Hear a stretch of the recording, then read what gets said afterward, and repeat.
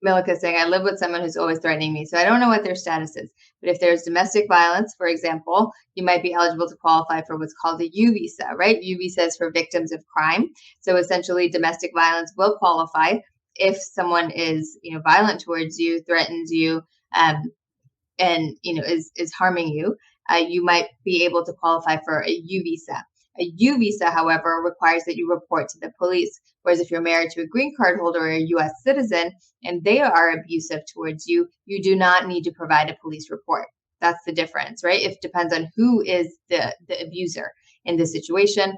Some cases, if there's domestic violence, you have to provide, in order to qualify for status based on the abuse, you would have to report that incident to the police, and you might be eligible for what's called a U visa, which would lead to a green card, which would lead to citizenship. So it's a big, big benefit.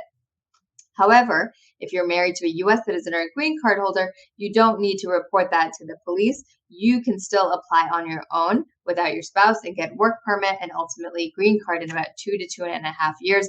Work permit comes much earlier, in about 6 to 8 months. So I would very much, suggest, depending on your situation, give us a call and see what we can do for you, right? See what we can do for you based on the status of that person. But if you're living in constant fear, you don't have to. You absolutely don't have to. Give us a call and see if there's a way for us to help you. But we might be able to help you if you are experiencing abuse. Okay? 703-348-1663. Again, that's 703-348-1663.